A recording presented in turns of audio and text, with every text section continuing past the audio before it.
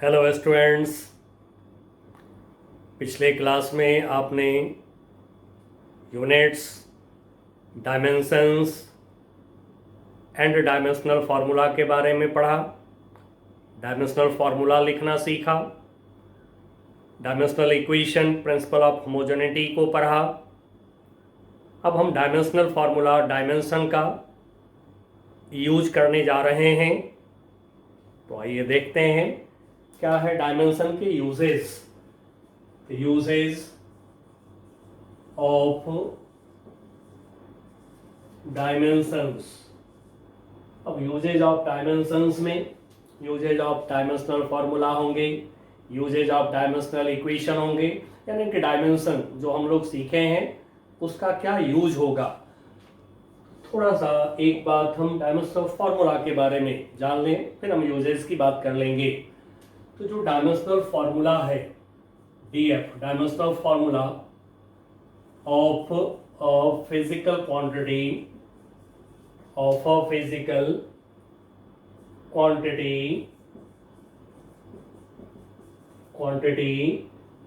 represents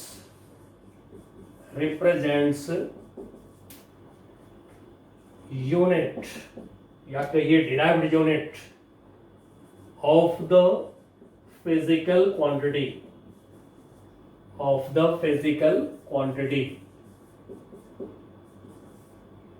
for example, जैसे हम लोगों ने डायमेंशनल फार्मूला लिखा, डायमेंशनल फार्मूला ऑफ स्पीड, ये लिखा हम लोगों ने LT -1। अब कहेंगे m पावर 0, तो एनीथिंग पावर 0 1 होता है, 1 से मल्टीप्लाई दिखाना जरूरी तो नहीं है। एंड सो LT -1 हमने लिखा। अब देखिए L के जगह पे हमने लिख लिया SI unit, length fundamental unit, length का फंडामेंटल यूनिट SI में लिख लिया मीटर। टाइम फंडामेंटल क्वांटिटी, इसके यूनिट फंडामेंटल। नाउ टाइम का SI यूनिट सेकेंड, मीटर पर सेकेंड। अब आप यहां से क्लियरली फील कर गए होंगे कि जो डायमेंशनल फॉर्मूला होता है, यदि उसमें फंडामेंटल क्वांटिटीज के यूनिट्स को आप रख देंगे तो जो हमारा फिजिकल क्वांटिटी है उसका यूनिट आ जाता है। एंड सो आप जो है यूनिट के बदले में भी डायमेंशनल फार्मूला को यूज करेंगे। अब हम लेते हैं usage of dimensions.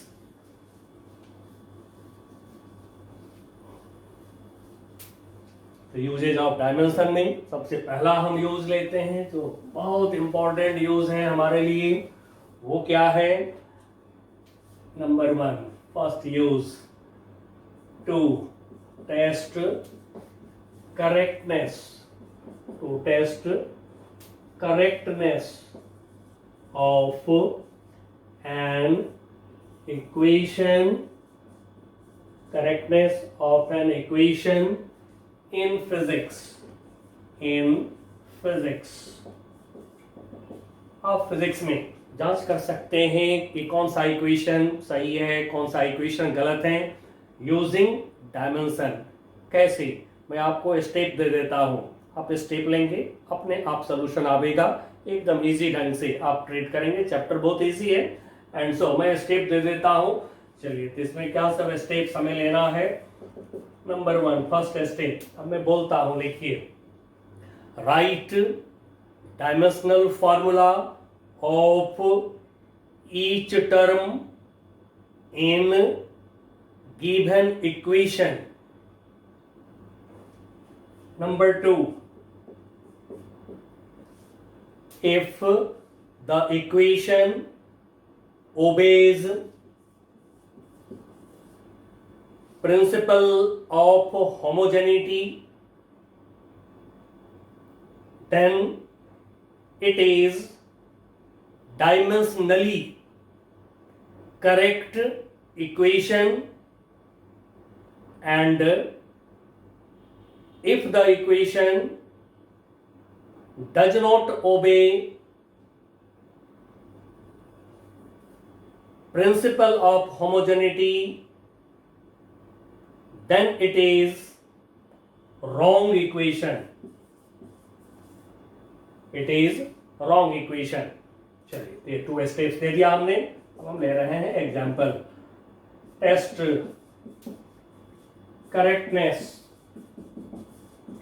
Correctness of equation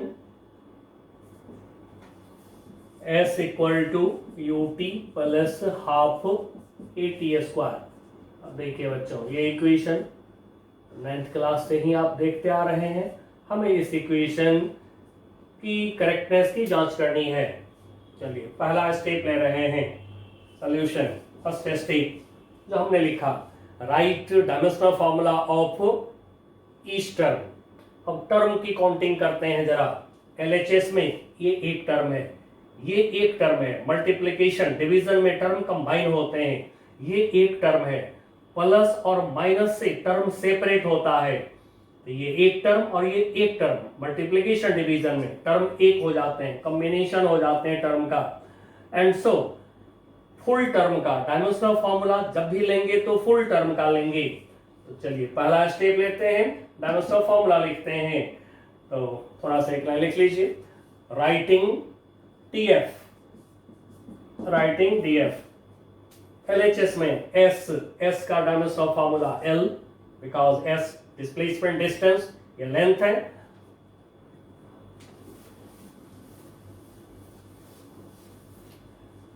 अब राइट हैंड साइड में U velocity, speed, LT -1 dimensional formula लिखा. T टाइम का डायमेंशनल फॉर्मूला T. हाफ जो है ये कोई फिजिकल क्वांटिटी नहीं है, और जैसा कि आप जान चुके हैं, यूनिट होगा तो डायमेंशनल फॉर्मूला होगा, यूनिट नहीं होगा तो डायमेंशनल फॉर्मूला भी नहीं होगा. जैसा कि हमने आपको अभी स्टार्टिंग में दिखा दिया कि dimensional formula represents unit also. तो यूनिट होगा तो डायमेंशनल फॉर्मूला होगा, यूनिट नहीं होगा तो डायमेंशनल फॉर्मूला भी नहीं होगा. तो हाफ नंबर हो गया, नो यूनिट नो डायमेंशन, तो फेंक दीजिए. ठीक है, तो जो कांस्टेंट यूनिटलेस होगा उसको फेंक दिया करेंगे, डायमेंशनलेस जो होगा उसको फेंक दिया करेंगे. ये एक्सेलरेशन आप जान चुके हैं, LT -2 t². नाउ थोड़ा सॉल्व कर दें. LT t की power -1 + 1 0, anything power 0 1 plus L, फिर t की पावर -2 + 2 0, t की पावर 0 1, तो 1 नहीं लिखेंगे, छोड़ दीजिए. अब फर्स्ट स्टेप हमारा हो गया.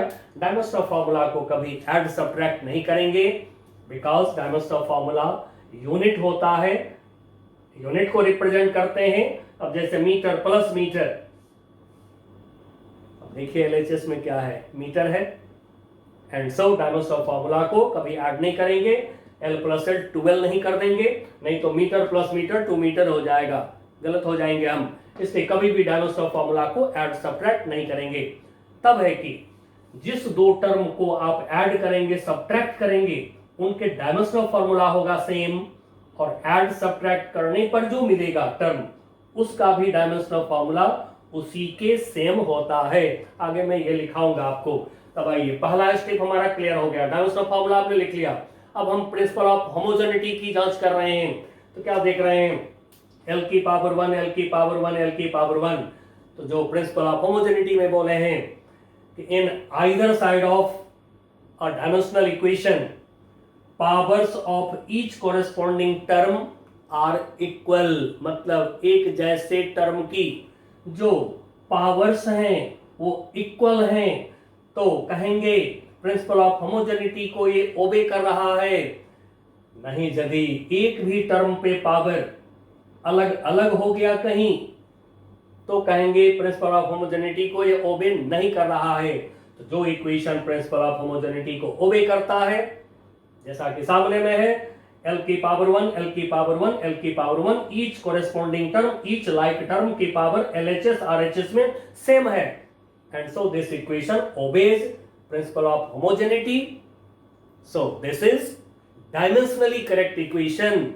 चलिए जरा आप लिख लेंगे. The equation obeys POH, short में जैसा कि मैंने बोला है, ये आप लिख लेंगे. So it is dimensionally correct equation अब देखिए डायमेंशनली करेक्ट क्यों बोला हमने, उसका जवाब जान लीजिए। यदि यहां से कोई हाफ को हटा दे, इसको यदि हटा देते हैं आप यहां से, यदि हाफ को हटा दिया हमने, अब यदि हम लिखें डायमेंशनल फॉर्मूला, यहीं आवेगा, यहीं आवेगा, तो हाफ को हटा देने पर भी डायमेंशनली करेक्ट हो जाता है इक्वेशन। लेकिन अकॉर्डिंग टू फिजिक्स अब ये इक्वेशन करेक्ट नहीं है। तो dimensionally correct equation is not necessarily physically correct equation. इसलिए जब कभी कोई इक्वेशन आपका प्रिंसिपल ऑफ होमोजेनिटी को ओबे कर जाए तो जरूर बताइएगा it is dimensionally correct equation. अब जो हमारा ये इक्वेशन हो गया, अब ये फिजिकली भी करेक्ट है और डायमेंशनली भी करेक्ट है इक्वेशन। चलिए बच्चों, तो ये था हमारा फर्स्ट यूज ऑफ डायमेंशन। अब हम लेते हैं सेकंड यूज। सेकंड यूज हम ले रहे हैं, जैसे एक सिस्टम से दूसरे सिस्टम में यूनिट को कन्वर्ट करना है तो डायमेंशन की मदद से बहुत आसानी से आप कर सकते हैं। तो conversion of number 2, second use of dimension, conversion of unit of a physical quantity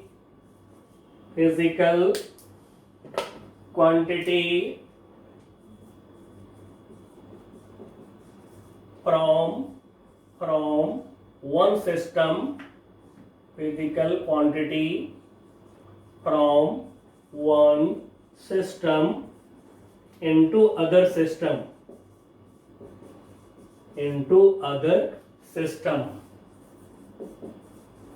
चलिए बच्चों, इसमें हम एग्जाम्पल और प्रोसेस दोनों साथ में ले चलेंगे, तो इसलिए एग्जाम्पल भी हम लिख लेते हैं। Convert Newton. अब न्यूटन क्या है आपको पता है, एसआई यूनिट ऑफ फोर्स है newton is SI unit of force. ठीक है, आप थोड़ा सा लिख लीजिए ब्रैकेट में, SI unit of force into dyne ये है CGS unit of force, CGS unit of force. चलिए, ये हमारा एग्जाम्पल भी साथ में चलेंगे, स्टेप भी मैं आपको साथ में दूंगा। अब स्टेप्स हमें लेना है, तो अब स्टेप्स ले रहे हैं यहां पर सॉल्यूशन के लिए। Steps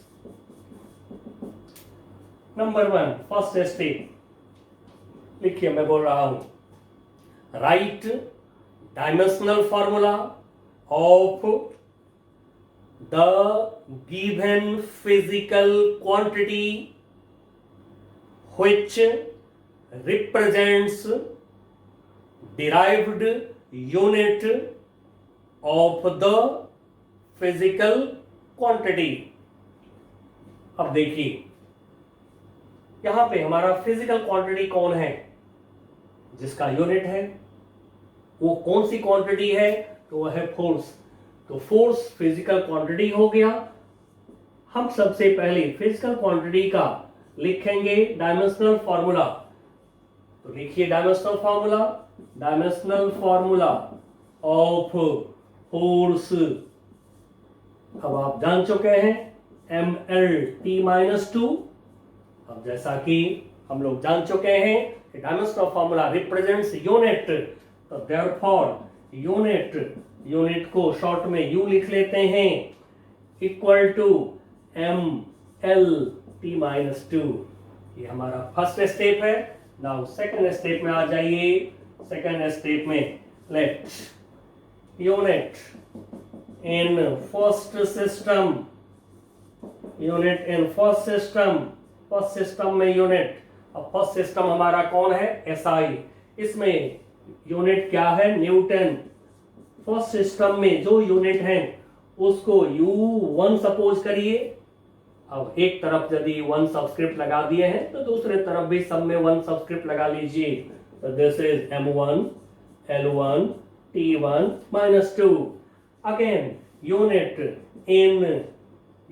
in second system, unit in second system. Second system में देखिए यूनिट हमारा क्या है, डाइन। डाइन जो है सीजीएस सिस्टम में फोर्स के यूनिट होता है डाइन। तब डाइन, डाइन इसको बोला हमने U2, unit in second system U2। Now U2 जब सबस्क्रिप्ट 2 लगाया U में तो राइट साइड भी 2 लगा देंगे, तो M2 L2 T2 -2। अब न्यूमेरिकल वैल्यू की बात करेंगे। न्यूमेरिकल वैल्यू जैसा कि आप जान चुके हैं, फिजिकल क्वांटिटी में मेजरमेंट जब करते हैं फिजिकल क्वांटिटी के मेजरमेंट, तो एक सर्टेन वैल्यू होता है जिसको मैग्नीट्यूड कहते हैं, न्यूमेरिकल वैल्यू, और उसमें सुटेबल यूनिट लगे होते हैं। तो न्यूमेरिकल वैल्यू यानी कि वैल्यू,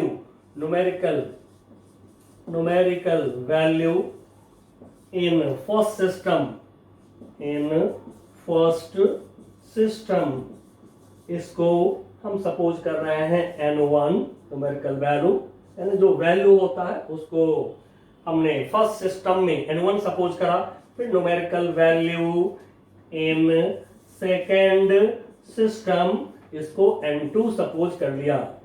अब बच्चों न्यूमेरिकल वैल्यू में और जो यूनिट है इन दोनों में एक बहुत ही अच्छा रिश्ता है। क्या है वो रिश्ता, दिखाता हूं आपको। जो दोनों में रिश्ता है वो रिश्ता किस तरह का है यूनिट में और न्यूमेरिकल वैल्यू में। अब देखिए, आप में से सब लोग को पता है क्या 1 मीटर इक्वल टू 100 सेंटीमीटर, आप सबको पता है। 1 न्यूमेरिकल वैल्यू को मैं लिख रहा हूं N1, यूनिट मीटर को लिख रहा हूं U1, न्यूमेरिकल वैल्यू 100 को लिख दिया N2, यूनिट को लिख दिया U2। अब यहां से आप क्लियरली फील कर गए होंगे कि जो न्यूमेरिकल वैल्यू है, numerical value this is inversely proportional to size of unit. Numerical value जो है यूनिट के साइज के इनवर्सली प्रोपोर्शनल होता है। न्यूमेरिकल वैल्यू छोटा, यूनिट का साइज बड़ा, मीटर इतना बड़ा होता है साइज में। न्यूमेरिकल वैल्यू बड़ा, यूनिट का साइज छोटा, सेंटीमीटर इतना बड़ा होता है। एंड सो न्यूमेरिकल वैल्यू और यूनिट के साइज में इनवर्सली प्रोपोर्शनल का रिश्ता है। N for numerical value, U for unit. अब यही स्टेप हमें लेना है। अब ये हमारा third step and last step होगा। तो चलिए, we have N1 U1 equal to N2 U2। अब हमें हमेशा ये निकालना होगा, आपको यूनिट कन्वर्जन में हमेशा ये निकालना होगा। जैसे इसी क्वेश्चन को पूछा जा सकता है, बताओ जी 1 मीटर कितना सेंटीमीटर होता है। एक ही तरीका होता है यूनिट कन्वर्जन में पूछने का कि 1 मीटर कितने सेंटीमीटर, यानी N2 कितना होगा, ये निकालना होगा आपको। N2 इक्वल टू कर लीजिए, N2 equal to N1 U1 upon U2। अब रख लेते हैं वैल्यू। N1 की वैल्यू 1, क्योंकि हमें 1 न्यूटन को बोला है डाइन बनाओ। न्यूटन के साथ में कोई न्यूमेरिकल वैल्यू नहीं दिया तो फिर हम 1 समझेंगे। तो न्यूमेरिकल वैल्यू फर्स्ट सिस्टम है, यानी कि न्यूटन के साथ में 1 U1। अब U1 M1 L1 T1 power -2 MLT -2, M1 L1 T1 की पावर -2, नीचे M2 L2 T2 की पावर -2। चलिए, नाउ अब लाइक टर्म को एक जगह कर लेंगे हम। M1 अपॉन M2 कर लिया एक जगह, L1 अपॉन L2, लेंथ एक जगह, मास एक जगह, टाइम एक जगह, T1 अपॉन T2 एक जगह कर लिया, पावर इस पर क्या है -2। अब इतना करने के बाद अब जो हमारा स्टेप होगा, लास्ट स्टेप अब होगा हमारा ये थर्ड स्टेप। अब इसमें क्या करना है, हमें सबका यूनिट लिख लेना है। तो चलिए यूनिट लिखते हैं, सबके यूनिट लिखते हैं। नाउ राइटिंग यूनिट लिखने पर N2 equal to M1 first system, SI है हमारा, SI में मास का यूनिट क्या होता है, किलोग्राम। सेकंड सिस्टम CGS में मास का यूनिट क्या होता है, gram. Into length, SI unit में फर्स्ट सिस्टम में लेंथ, SI में लेंथ का यूनिट क्या होता है, metre. L2 second system CGS में लेंथ का यूनिट क्या होता है, सेंटीमीटर। फिर टाइम, SI में सेकंड, CGS में सेकंड, पावर -2। अब देखिए सेम टर्म तो कट जाते हैं, 1 पे पावर कुछ भी देंगे 1 ही होगा। अब इसके बाद आपको एकदम सीधा रास्ता बता रहा हूं, हमारा अब यहां पर कोशिश होगा या तो किलोग्राम को ग्राम बना दें या ग्राम को किलोग्राम बना दें, जिससे कि जैसे ये सेकंड कैंसिल हो गया है, ऊपर नीचे यूनिट कैंसिल होना चाहिए। या तो मीटर को सेंटीमीटर बना दीजिए या सेंटीमीटर को मीटर बना दीजिए, दोनों में से कुछ भी कर दें, दोनों को सेम सिस्टम में ले आइए, दोनों को सेम सिस्टम में ले आइए, बस N2 निकल जाएगा। क्योंकि न्यूमेरिकल वैल्यू चाहिए, यूनिट चाहिए नहीं, तो यूनिट को कैंसिल करना होता है। ठीक है, एकदम इजी तरीका। अब आपको जो इजी लगे वो कर सकते हैं। चलिए मैं केजी को किलोग्राम को ग्राम बना रहा हूं, तो 1 kilogram is 1000 gram, 1000 gram, G for gram, upon G। 1 metre is 100 centimetre, 100 centimetre, नीचे सेंटीमीटर। नाउ ग्राम से ग्राम कैंसल, सेंटीमीटर कैंसल, अब ये हो गया 1000 into 100, 1 2 3 4 5 zeros, 10 to the power 5। इसके बाद एक बार इसमें जब N2 निकल जाए तो एक बार इसमें वैल्यूज को रख दीजिए, यूनिट को रख दीजिए। तो फिर अब यहां से N1 U1 equal to N2 U2 करने से N1 हमारा है कितना, 1, U1 यूनिट हमारा क्या है, न्यूटन, एंड N2 कितना मिला, 10 to the power 5, और यूनिट क्या है, सेकंड यूनिट, डाइन। इस तरह से आराम से जो है यूनिट का कन्वर्जन हो जाएगा यूजिंग डायमेंशन। अब नेक्स्ट यूज हम ले रहे हैं कि आप फार्मूला निकाल सकते हैं, डिराइव कर सकते हैं फार्मूला किसी भी फिजिकल क्वांटिटी का। कैसे, चलिए सब मैं स्टेप में दे दूंगा और आप स्टेप्स यूज करेंगे, अपने आप जो भी प्रॉब्लम होगा सब सॉल्व हो जाएंगे। तो फिर अब लेते हैं थर्ड यूज। थर्ड यूज में टू फाइंड या कहिए डिराइव फॉर्मूला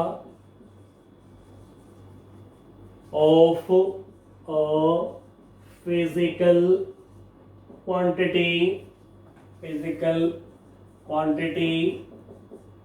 अब देखिए इसी का दूसरा नाम होता है कि to derive relationship between physical quantities, क्योंकि फॉर्मूला में तो कई सारी फिजिकल क्वांटिटी का रिलेशन होता है। तो जैसे भी लिखे, हमारा कोशिश है यहाँ पर कि एक फिजिकल क्वांटिटी के लिए फॉर्मूला तैयार करना, यानी अदर फिजिकल क्वांटिटी के साथ में रिलेशन एस्टैब्लिश करना। तो चलिए बच्चों, फिर मैं आपको दे रहा हूं स्टेप नंबर 1। फर्स्ट स्टेप लिखिए, मैं बोलता हूं फाइंड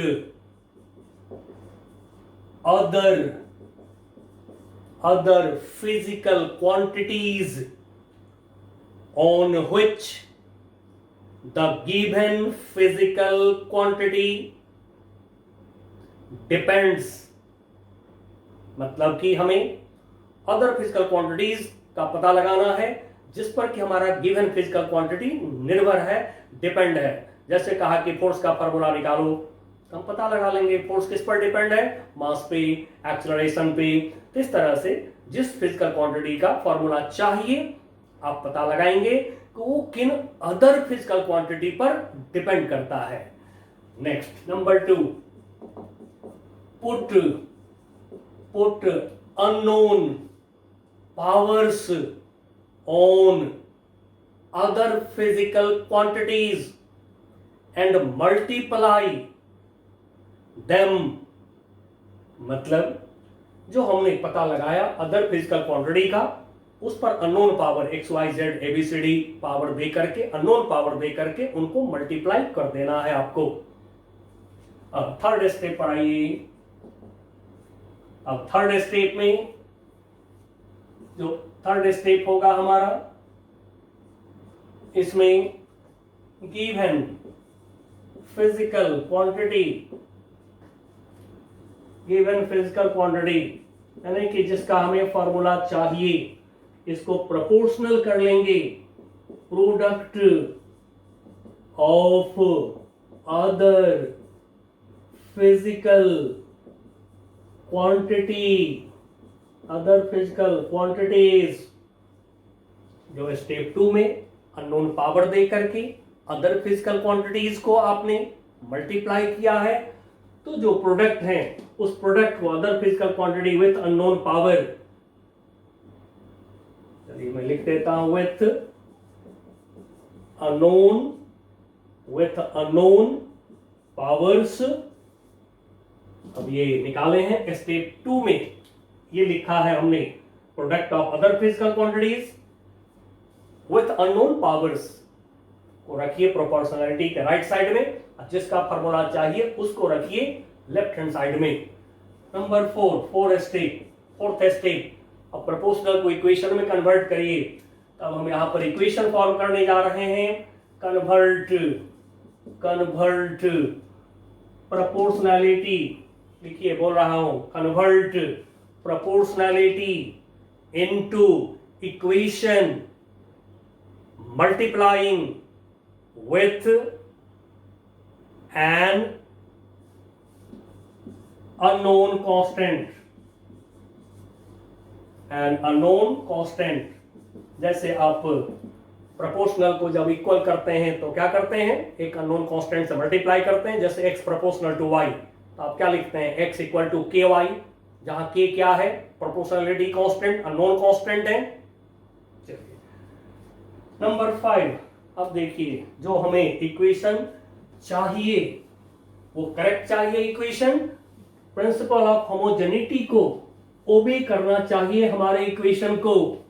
एंड सो अब जो है हम जो इक्वेशन लाने जा रहे हैं, तो उसमें जो हमारा लास्ट स्टेप होगा, तो लास्ट स्टेप में आप क्या करिए, right dimensional formula of all terms,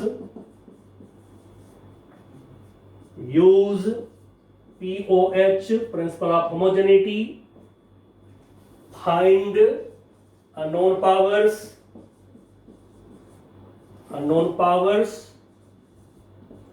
and put those powers in equation.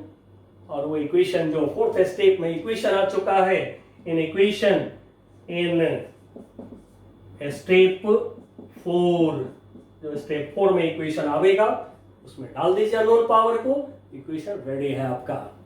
चलिए for example, if viscous force F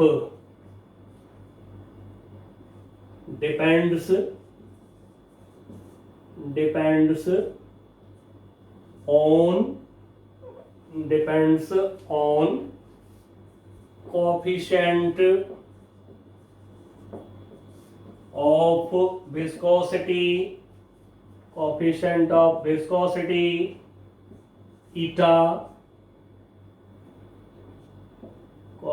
of viscosity eta, radius of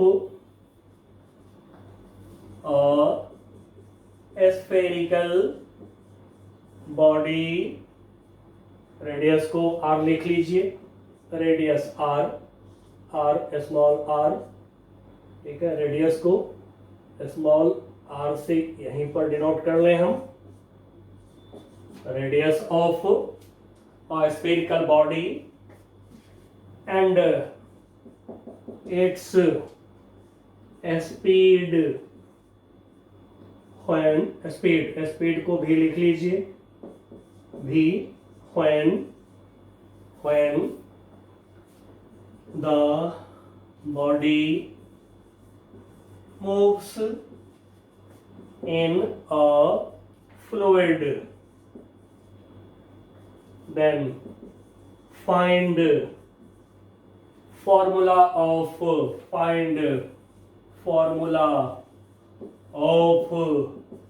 viscous force on the body. चलिए, इस तरह से आपको कभी कभी प्रॉब्लम में भी लिख दिए जाते हैं। फर्स्ट स्टेप जो है हमारा, we find other physical quantities वाला जो पहला स्टेप है, वो कभी कभी प्रॉब्लम में लिखा होता है और कभी नहीं भी लिखा रहेगा। तो थोड़ी सी प्रैक्टिकली सोचिएगा कि जो हमारे फोर्स के लिए इक्वेशन चाहिए तो वो कौन सी अदर फिजिकल क्वांटिटी पे डिपेंड करता है, थोड़ा सोचेंगे पता चल जाता है। तो आइए सॉल्यूशन लेते हैं, फॉर्मूला ड्राइव करते हैं फोर्स का। तो फर्स्ट स्टेप हमारा है जो हमने दिखाया आपको, first step you find other physical quantities. Other physical quantities कौन कौन है? ये है ईटा, ईटा, ये है आर रेडियस, ये है भी वेलोसिटी। तो we find other physical quantities on which given physical quantity depends. तो पहला स्टेप प्रॉब्लम से दिख गया हमें। अब सेकंड स्टेप में जो मैंने आपको लिखाया है, put unknown power on other physical quantity and multiply. Other physical quantity पे अननोन पावर दिया, ईटा पे दिया हमने ए, आर पे दे दिया बी, बी पे दे दिया सी और मल्टीप्लाई किया। थर्ड स्टेप में जो मैंने लिखवाया आपको, थर्ड स्टेप जो दिया हमने, given physical quantity directly proportional to this product, F proportional to given physical quantity proportional to the product in step 2. Now fourth step में जो मैंने आपको बताया कि आप इसको प्रोपोर्शनलिटी को इक्वेशन बनाएंगे multiplying with unknown constant, eta power a, r power b, b power c, equation number 1। अब फिफ्थ स्टेप में जो हमने आपको लिखाया, कॉन्सेप्ट दिया हमने क्या, सारे टर्म का डायमेंशनल फॉर्मूला लिखेंगे। चलिए लिखते हैं डायमेंशनल फॉर्मूला। तो राइटिंग डीएफ, डायमेंशनल फॉर्मूला लिखने पे एफ का आपको पता है MLT-2 के अननोन कांस्टेंट जो होंगे उसको फेंक दिया करेंगे हम, क्योंकि हमें इसकी जानकारी नहीं है, अननोन है, अपनी मर्जी से नहीं कुछ ले लेंगे, फेंक देंगे इसको। तो के को फेंक दिया। ईटा कोएफिशिएंट ऑफ विस्कोसिटी, जैसा कि हमने पिछले क्लास में लिखा है ML-1 T-1, और आप जो है मैंने आपको बताया है कि अपने एनसीईआरटी की जो फर्स्ट पार्ट है उसके पीछे जो अपेंडिक्स में देखेंगे, A9 अपेंडिक्स में बहुत सारे जो है फॉर्मूले हैं, वहाँ पर आप जो है फिजिकल क्वांटिटीज सबका डायमेंशनल फार्मूला लिख करके सेल्फ जज करिए, सेल्फ चेक करिएगा। ठीक है, मेथड में आपको सिखा दिया हूँ। Now power a, raised power a, r क्या होता है, लेंथ पावर बी, भी speed velocity -1, raised power c, power space c डाला। अब प्रिंसिपल ऑफ होमोजेनिटी जो फिफ्थ स्टेप में हमें लगाना है, दोनों तरफ MLT अलग अलग होना चाहिए, ताकि आप M की पावर इक्वल करेंगे, L की पावर इक्वल करेंगे, T की पावर इक्वल करेंगे तो अलग अलग राइट साइड में कर लीजिए, इधर तो अलग अलग है ही। Now MLT-2 equal to M raised power A, M power A, L की power -1 into A minus A, यहाँ पर B तो प्लस B, यहाँ पर L की पावर इस ब्रैकेट में C, तो ये हो गया हमारा प्लस C। नाउ T की power -1 into A minus A, फिर इस ब्रैकेट में T की power -1 into C minus C। अब देखिए MLT अलग अलग हो गए। अब POH प्रिंसिपल ऑफ होमोजेनिटी को अप्लाई करिए। By principle of homogeneity like term की पावर कोरस्पॉन्डिंग टर्म की पावर को इक्वल करेंगे, तो M की पावर इधर 1, M की पावर इधर A, therefore A equal to हो गया 1। L की पावर राइट साइड में है आपका -A plus B plus C, इधर L की पावर क्या देख रहे हैं 1। अब देखिए हमें A तो मिल चुका है बट 2 अननोन है, नहीं निकलेगा वैल्यू, नहीं निकलेगा तो कोई टेंशन नहीं, इसको इक्वेशन नंबर 1 सपोज करके 2 कर लीजिए, 1 तो है ऊपर, इसको 2 कर लीजिए, इक्वेशन नंबर 2 सपोज कर लीजिए। आगे बढ़िए, T का पावर -2, इधर T का पावर -A -C, तो T की पावर इक्वल कर रहे हैं -A -C, T की पावर -2। अब देखिए A तो निकल चुका है आपको, यहाँ पर A रख लीजिए, या फिर माइनस को, अब जैसे सॉल्व करना हो आपकी मर्जी है। सोल्यूशन आप कर सकते हैं, किसी भी प्रॉब्लम के सोल्यूशन से हेजिटेट मत करिएगा कोई भी बच्चे।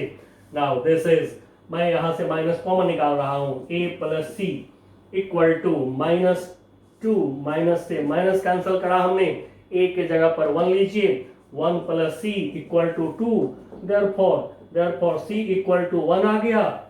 अब इक्वेशन 2 में रख लीजिए, a के जगह -1, c के जगह पर 1, तो 1 से 1 कैंसिल, b इक्वल टू 1 आ जाएंगे, b इक्वल टू 1। अब जैसा कि मैंने आपको फिफ्थ स्टेप में बोला है कि क्या करेंगे, हम जो अननोन पावर है उसको इक्वेशन में पुट कर देंगे। तो इक्वेशन में पुट कर दीजिए, इक्वेशन जो आपके सामने है इक्वेशन 1, इसमें पुट कर देंगे हम लोग। तो फिर by equation 1 f equal to constant k eta power a 1 power तो लिखते नहीं है, r पावर b कितना आया 1 नहीं लिखेंगे, फिर v पावर c भी आ गया है 1, तो 1 तो लिखेंगे नहीं, बस ये फॉर्मूला आ गया है। और जो बच्चे 11 के हैं उनको मैं बोलूंगा कि आपको सारे कांस्टेंट की जानकारी अभी नहीं होगा, तो फिर आप अपने 11 की एग्जाम में आप यहीं पर छोड़ दीजिएगा। लेकिन जब आप नेक्स्ट बुक पढ़ेंगे, फ्लूइड आवेगा, ठीक है, चैप्टर 10 में फ्लूइड मैकेनिक्स आएंगे, वहां पर आपको मिलेगा ये फॉर्मूला, साइंटिस्ट स्टोक का निकाला हुआ फॉर्मूला है, स्टोक्स फॉर्मूला बोलते हैं। तो स्टोक ने बाय एक्सपेरिमेंट के का वैल्यू निकाला था 6 पाई, तो since k equal to 6 pi, therefore f equal to 6 pi eta r v। और हमने लास्ट क्लास में भी इसको बताया था आपको, दिस इज स्टोक्स फॉर्मूला, यह है स्टोक्स फॉर्मूला। किसके लिए, तो डिस्क्रिप्शन लिखा हुआ था एग्जाम्पल में, विस्कस फोर्स कहते हैं फ्लूइड फ्रिक्शन को, ठीक है, फ्लूइड में जो फ्रिक्शन होते हैं उसको, फ्लूइड फ्रिक्शन को विस्कस फोर्स कहते हैं। ऑन स्फेरिकल बॉडी, कोई स्फेरिकल बॉडी जब चलता है फ्लूइड में, तो उस पे जो फ्लूइड का फ्रिक्शन लगता है उसी को विस्कस फोर्स कहते हैं। तो उसके लिए स्टोक ने ये फॉर्मूला निकाला था। अब बच्चों ये 3 कॉमन यूजेस डायमेंशन के हैं, बट अभी और भी हम लेंगे यूजेस, जो कुछ टिपिकल यूजेस हैं हम वो भी लेंगे। चलिए अब हम ले रहे हैं नेक्स्ट नंबर 5, लिखिए, बोलता हूं, terms with same dimensional formula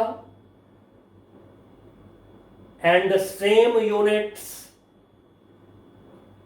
can be added and subtracted.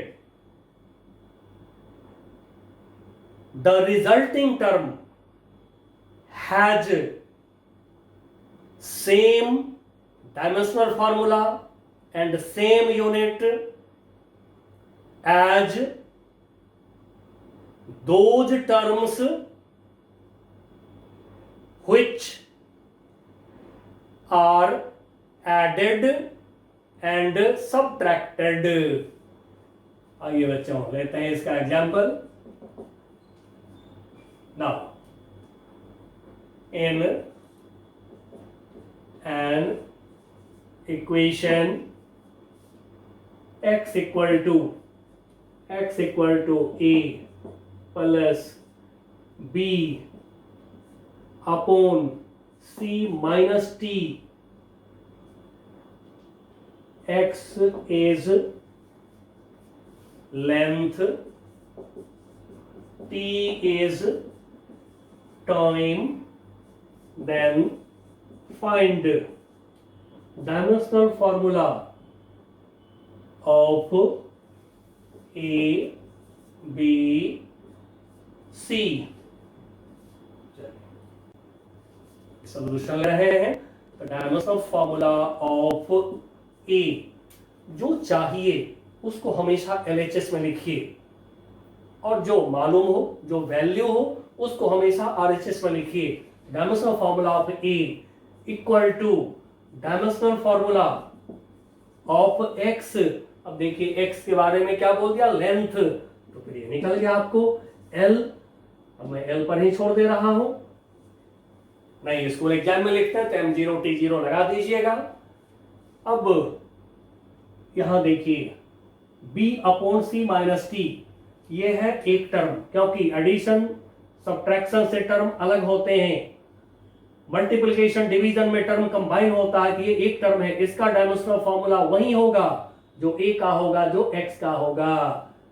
तो यदि हम इसको इसके डायमेंशनल फॉर्मूला के इक्वल करते हैं तो टू अननोन्स आ जाएंगे, टू अननोन वन इक्वेशन कभी नहीं निकलेगा, क्योंकि सॉल्यूशन तभी होता है जब number of unknown number of equation same होते हैं। तो चलिए यहां पर हमारे पास में क्लू है, दो टर्म का सब्ट्रैक्शन है, एंड सो इन दोनों के डायमेंशनल फार्मूला सेम होंगे। तो फिर dimensional formula of C equal two dimensional formula of T। अब T के बारे में क्या बताया है, T इज टाइम, T हमारा टाइम है, समय, तो ये हो गया T। अब m0 l0 लिखा जा सकता है, या छोड़िए एक्स्ट्रा टर्म नहीं लिख रहे हैं। अब देखिए यहां पर इन दोनों के डायमेंशनल फार्मूला का आप इक्वल कर सकते हैं, तो C का निकल चुका है, B निकल जाएगा। आप इन दोनों का डायमेंशनल फार्मूला भी इक्वल कर सकते हैं, अब जो मर्जी हो, आपकी इच्छा पर डिपेंड करता है। तो मैं लिख रहा हूं dimensional formula of B upon C minus T equal two dimensional formula of X। आप चाहें तो डायमेंशनल फार्मूला आप A लिख सकते हैं, कोई दिक्कत नहीं। Now dimensional formula of B, अब जैसे इक्वेशन को सॉल्व करते हैं उसी तरह से B का हमें चाहिए डायमेंशनल फार्मूला, तो क्रॉस मल्टीप्लाई ले जाइए, B को इधर छोड़िए LHS में, जो अननोन हो उसको हमेशा LHS में रखिए। तो ये हो गया dimensional formula of X into C minus T. अब X का डायमेंशनल फार्मूला आपको मालूम है L C माइनस टी। अब देखिए बच्चों, टू टर्म जिसको कि आप ऐड करते हैं या सब्ट्रैक्ट करते हैं, ईच टर्म का डायमेंशनल फार्मूला होता है सेम, और जो हमने आपको लिखाया है रिजल्टिंग टर्म, यानी कि दोनों को ऐड सब्ट्रैक्ट करने पर जो टर्म मिलेगा उसका डायमेंशनल फार्मूला भी इनके सेम होते हैं, ठीक है ना, same as those term which are added and subtracted. जो टर्म को ऐड सब्ट्रैक्ट करते हैं उनके डायमेंशनल फार्मूला और पूरे होल टर्म का डायमेंशनल फार्मूला सेम होता है। तो आपको निकल चुका है C का कितना T, तो ये T माइनस टी, जीरो नहीं, याद रखिएगा। जिस दो टर्म को ऐड सब्ट्रैक्ट करते हैं उनके डायमेंशनल फार्मूला है सेम, और ऐड सब्ट्रैक्ट करने पर जो एक टर्म होता है उसका भी वही डायमेंशनल फार्मूला होता है। तो ये आपको मिल चुका है कितना C का T, तो ये हो गया T। अब m नहीं है तो m0 लगा सकते हैं, छोड़ दीजिए। इस तरह से कोई इक्वेशन यदि आपको कभी दे दिया जाए तो LHS RHS जो है इस टर्म की डायमेंशनल फार्मूला इक्वल करिए। अब यदि यहीं पर यूनिट की बात हम कर दें तो सेम बात, डायमेंशनल फार्मूला यदि सेम हो रहे हैं तो यूनिट भी दोनों तरफ इस टर्म का सेम होगा। तो आप यूनिट भी लिख सकते हैं, जैसे यहीं पर कहा था C का यूनिट बताओ, तो ऐसा यूनिट होता तो C का यूनिट डायमेंशनल फार्मूला T हो गया, तो dimensional formula also represents unit, तो T के जगह पर सेकंड लिख लीजिए, तो C का यूनिट सेकंड हो जाएगा। यहीं पर कहेगा B का यूनिट बताओ, ठीक है, तो B का यूनिट बताओ, तो L मीटर SI यूनिट में, और T हो गया सेकंड, तो मीटर सेकंड हो गया। इस तरह से आप यूनिट भी निकाल सकते हैं। नाउ अब हम आते हैं लिमिटेशन पर, उसके बाद दो और हम एग्जाम्पल आपको बताएंगे। तो चलिए पहले थोड़ी लिमिटेशन की बात कर लें। लिमिटेशंस ऑफ डायमेंशंस या डायमेंशनल एनालिसिस या डायमेंशनल इक्वेशन, जैसे भी बोला जाए। नंबर 1, लिमिटेशन यानी कहां पर यूज नहीं कर सकते हैं, तो लिखिए इट मतलब dimension, it can not be used to derive an equation in which two in which two or more than two terms are separated by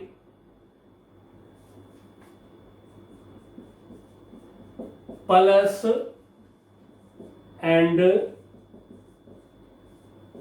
minus sign.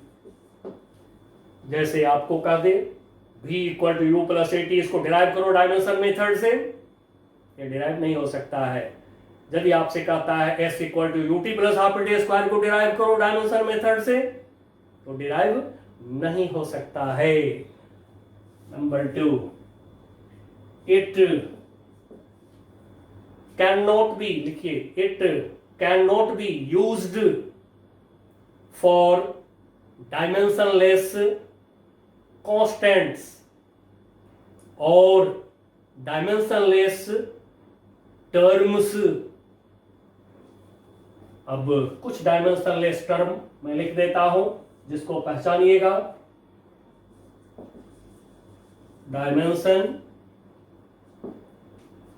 Dimensionless, क्योंकि स्टार्टिंग में जो 11 के बच्चे होते हैं तो उनको थोड़ी सी दिक्कत होती है, तो मैं लिख दे रहा हूं डायमेंशनलेस टर्म्स। कौन कौन से टर्म्स हैं डायमेंशनलेस, इसको पहचान लीजिए। जैसे ट्रिगोनोमेट्रिक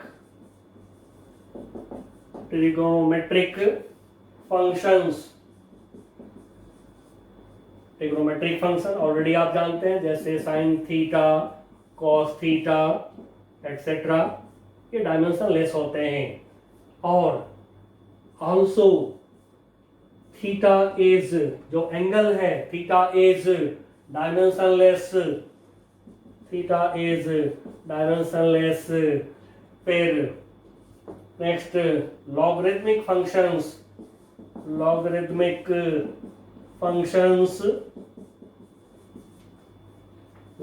फंक्शंस जैसे लॉग एक्स बेस ई, पढ़ते हैं कैसे, log x base e, log y base e etcetera. उसी तरह से एक्सपोनेंशियल फंक्शंस,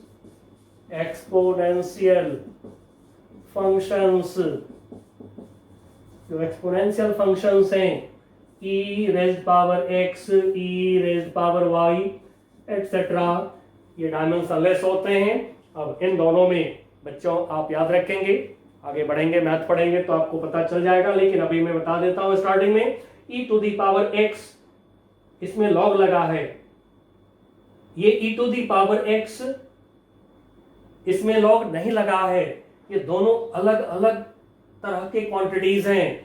अब जस्ट फॉर एक इंफॉर्मेशन के मैं आपको लिख देता हूं, जैसे लॉग x के जगह पर मैं 2 यूज कर रहा हूं, 2।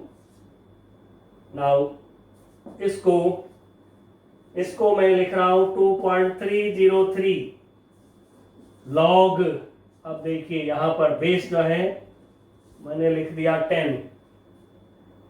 तो जब कभी भी लॉग आपको e के टर्म में मिलते हैं, नेचुरल लॉग बोलते हैं, इनका वैल्यू निकालने के लिए आप इसको 10 के बेस पर ले जाइए। अब इसके लिए लॉग टेबल बना हुआ है आपके पास, लॉग टेबल में इसका वैल्यू देख सकते हैं। Now this equal to 2.303। अब 10 बेस लोग नहीं लिखते हैं, 10 बेस अंडरस्टूड कर दिया गया है, log 2 ये हो गया। एक मैं निकाल के दिखा देता हूं क्योंकि इसकी जरूरत आने वाली है। 2.303। अब log 2 का वैल्यू चार्ट में देखिएगा तो आपको मिलेगा 0.3010। अब ये log 2 का वैल्यू मैं रख दिया हूं, उसी तरह log 3, 4 जो भी होगा आप चार्ट में से देख सकते हैं। ठीक है, 0.693। चलिए एक मैं ये कर दिया हूं। वहीं पर e टू दी पावर यदि 1 होता है, 1 तो लिखते नहीं है, बट आपके समझने के लिए मैं लिख रहा हूं e टू दी पावर 1, मतलब कि e ऐसे लिखते हैं, 1 तो पावर नहीं लिखा जाता है। इसका भी वैल्यू याद रखिएगा, जरूरत पड़ेगा आपको 2.7। ठीक है, इसकी जरूरत आएगी आगे। अब जरा गौर से एक बात देख लीजिए, जो ई के ऊपर टर्म क्या देख रहे हैं, ये डायमेंशनलेस है। ये जो एक्स है, वाई है, ये सारे डायमेंशनलेस हैं। सिमिलरली ई के ऊपर पावर को देखिए, क्या है, कांस्टेंट है, डायमेंशनलेस है। ये डायमेंशनलेस है, ये डायमेंशनलेस है, पूरा टर्म डायमेंशनलेस, इसमें ये डायमेंशनलेस, पूरा टर्म डायमेंशनलेस, इसमें ये डायमेंशनलेस, ये होल टर्म डायमेंशनलेस, ये डायमेंशनलेस, ये डायमेंशनलेस। इस तरह से डायमेंशनलेस को पहचानिए और डायमेंशनल फॉर्मूला लिखने के समय, डायमेंशनल फॉर्मूला लिखने के समय यदि डायमेंशनलेस टर्म आ गया तो वहां पर m0 l0 t0 लिख लीजिए। जैसा कि जान गए हैं, डायमेंशनलेस के लिए m0 l0 t0 या 1 भी लिख सकते हैं। चलिए एक लिमिटेशन और लिख लीजिए, it does not tell difference between physical quantities having same dimensional formula. अब जैसे कुछ फिजिकल क्वांटिटीज के डायमेंशनल फॉर्मूला सेम होते हैं, तो डायमेंशन आपको डायमेंशन मेथड नहीं बता देगा कि अलग अलग क्वांटिटीज हैं। जैसे वर्क का टॉर्क का लीजिए, डायमेंशनल फॉर्मूला ml2t-2 दोनों के होते हैं, बट डायमेंशनल फॉर्मूला को देख करके कोई नहीं बता सकता है कि वर्क का है या ये टॉर्क का है। चलिए अब मैं यहां पर लास्ट लाइन लिख रहा हूं, लिख लीजिए, when we write dimensional formula, write 1 or m0 l0 t0 for dimensionless term, for dimensionless terms और कांस्टेंट्स। तो डायमेंशनलेस टर्म हो या डायमेंशनलेस कांस्टेंट हो, उनके जगह पर आप 1 लिख लीजिए या m0 l0 t0 लिख लीजिए जिस समय आप डायमेंशनल फॉर्मूला लिख रहे हैं। तो चलिए बच्चों, यहां तक हम आ गए हैं। अब नेक्स्ट क्लास में हम लोग एनसीईआरटी एचसी वर्मा बुक से प्रॉब्लम करेंगे और कुछ और एक दो यूजेस मैं आपको और बताऊंगा, टिपिकल यूजेस, बट अब बुक के साथ में करेंगे काम। तब तक के लिए बच्चों, बाय बाय।